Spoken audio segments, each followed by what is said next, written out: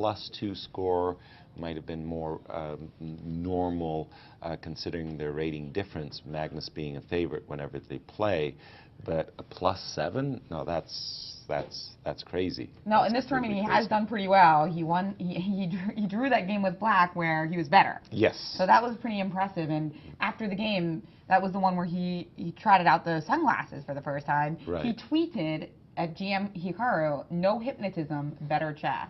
So that was a kind of interesting remark. We're not sure if he's saying that Magnus hypnotizes him or if he's hypnotizing Magnus with his sunglasses, but one way or the other, he decided to stick with it.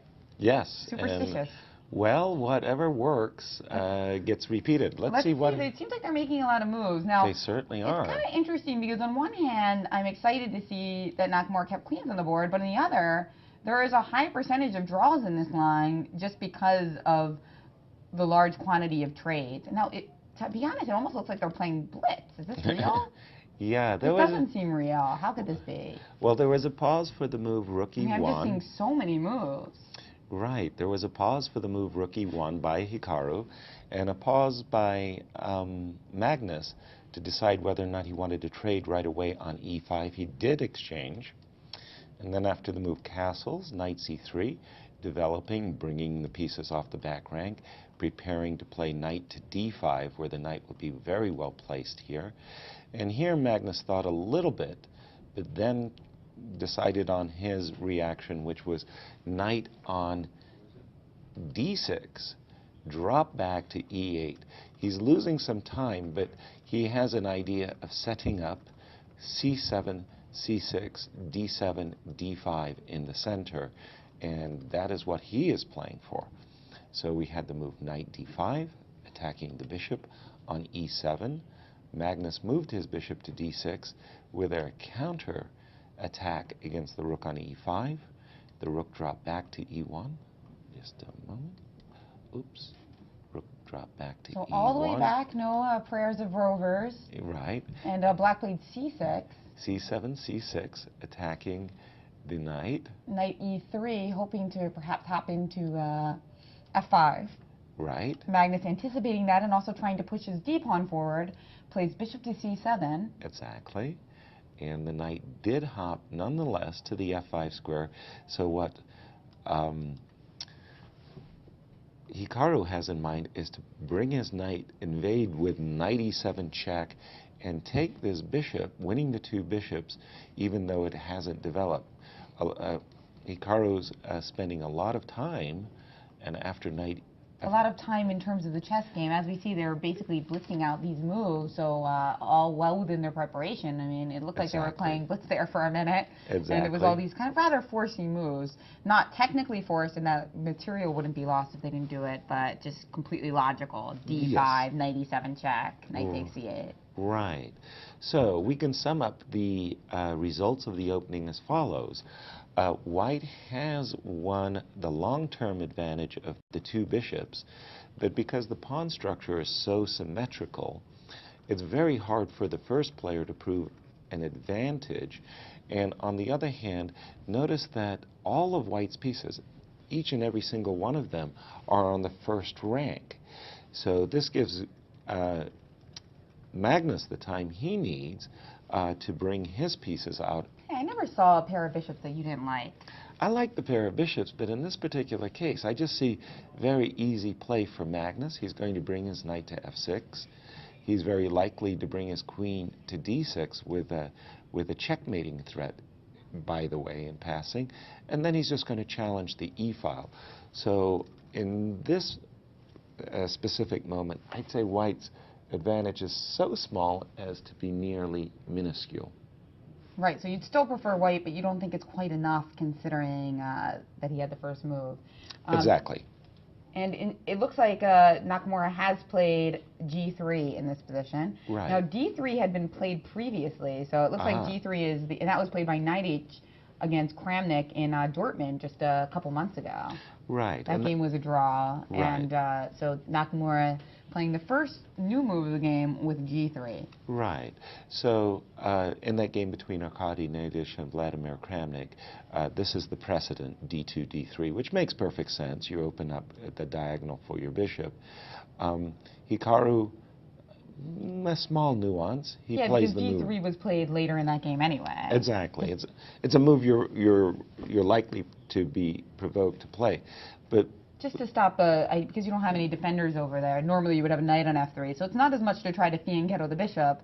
You don't really need your bishop on g2. It's more just to provoke to stop possible queen h4 type threats that could come later into the position. Right. So to anticipate that. We spoke about queen d6 with a battery, so g2, g3 is a prophylactic move in anticipation of black making the threat. But the reason why I think Hikaru was specifically attracted to this move g3. Let's just put a move for black for a moment on the board, knight f6. I think he liked this idea as opposed to putting his bishop on g2. As we know, he loved the fianchetto bishop. But not when it's fighting on so much granite. Exactly. Here on h3, it does have the advantage of gaining a tempo against that rook. And if we just play the further move, rook b8 for a moment, now comes the move d2, d3, queen d6. This is Hikaru's idea, that he'll get a tempo against the queen, and since that bishop is no longer defended by the rook, Magnus would have to retreat. Right, so Magnus wouldn't play queen to d6. Precisely. But then it's hard for him to connect his rooks because the queen doesn't have d7 or d6 available. So right. that makes you wonder, yeah, okay, so instead you want to play rook to e8 to That's try right. to just finish your development in that way. That's right. And the nice purpose of this move, rook e8, is it does support the e5 square. So this bishop could eventually come to the center and put pressure on this pawn on b2. No, but now, I mean, you're starting to like White's position a little bit better. I mean, I like for instance, bishop g5 puts a little bit of pressure on black. Now we're actually threatening rook takes e8 because you'd have to either take with the knight, losing a queen, or take with the queen, destroying your pawn structure. Allowing the double pawns. And maybe next move I'll play queen to f3 and, add some more pressure to that idea. Well, if you take, obviously I have to recapture. Yeah. And now after h6, we wish that we didn't have that pawn on g3, but... Right. Your bishop would have to drop back along this diagonal. We could look at bishop h4 and queen d2, but we would probably end up rejecting it. Right. As we always try to sacrifice our pieces on this broadcast. Right. Because we can take our moves back if they don't work out. That's right. So White just needs like one more tempo and his advantage would be kind of significant, right? Like if you could get d3 and bishop g5 in before you got a chance to play rook e8, then you'd be super cramped. Right. So he's kind of just like so close to having something big, but not quite. Of course, it seems that this is clearly preparation. Yes. Not something he's coming up with over the board, otherwise he wouldn't be playing so quickly. So if it's preparation, it means that he thinks it's pretty good. Right. By the way, Magnus took a different approach, which was quite extraordinary to my eyes. He didn't bring his knight to f6, bringing his knight off the back rank. Instead, after this move g3, he chose the move knight d6. Obviously, Magnus feels that his knight is better placed on this square d6, giving him a little bit more flexibility in terms of where that knight might go, as well as keeping the option of queen f6 open. Let's see a few moves after, say, bishop h3, rook c8, d3. This is maybe the point of Magnus's preparation, is to make it a little bit difficult for White to develop his queen side, specifically the bishop on c1. Now, is there any way maybe Nakamura would consider fianchettoing his other bishop? Because I do feel that that long diagonal seems kind of juicy. And maybe that's one of the reasons that he played g3. Or I still might play bishop h3, but my idea is maybe I'll play b3 at some moment. All right. And then your queen f6 would not be too impactful because I would just play rook to b1 and play bishop b2 anyway. Well, I think Queen F6 is a very nice tempo, first of all, yes. You could play Rook B1, you could play Bishop A3 if you'd like. But after either Rook B1 or Bishop A3, I think this counterattack... Yeah, it's true, knight E4 is coming. Yeah, you're giving black the opportunity to gain the initiative. And I don't think Hikaru is going to be very attracted That's a to good that. point. Yeah, it's with our rook on E1, F2 is tender. Now let's take a look at the current world rankings.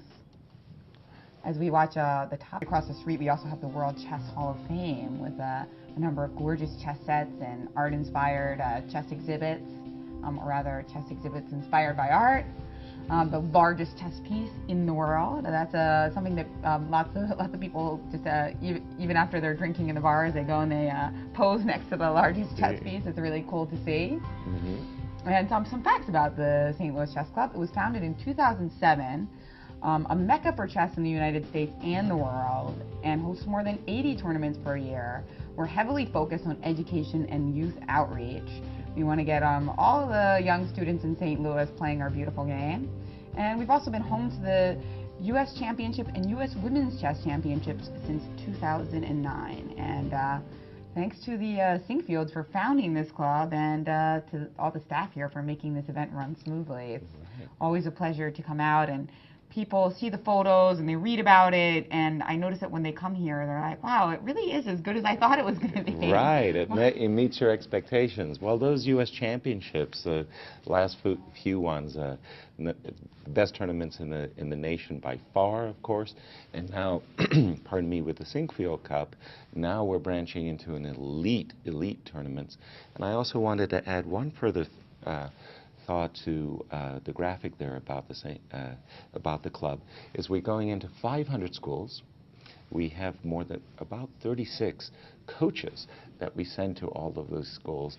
And if you just say, well, at each school we impact the lives of, say, 10 kids, that would mean 5,000 children each year are being exposed to chess here in the St. Louis area. So very impressive outreach that we have.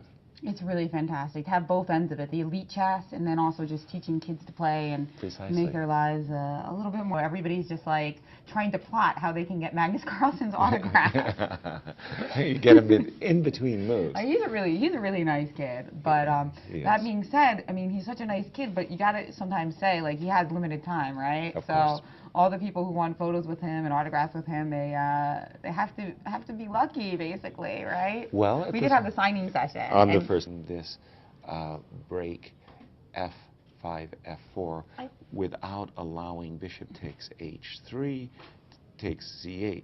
I think he's going to maybe try to make his knight on D6 better. I don't like that knight on D6 anymore because when the pawn's on D3, our dream was to play knight E4. Known him since he was a young teen, and he's just developed tremendously. He's a great talent from the Philippines, the strongest Filipino player since the legend Eugene Torre.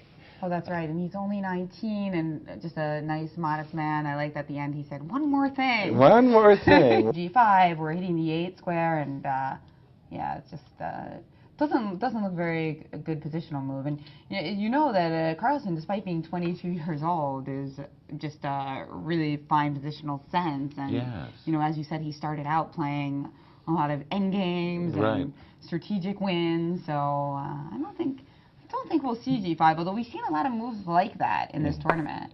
So from Hikaru Nakamura. And from Gata as well. And from Gata. Yeah, the Americans have been really in hyper-aggressive mode, whereas the Europeans seem to have been more solid and, well, they're just great players, of course.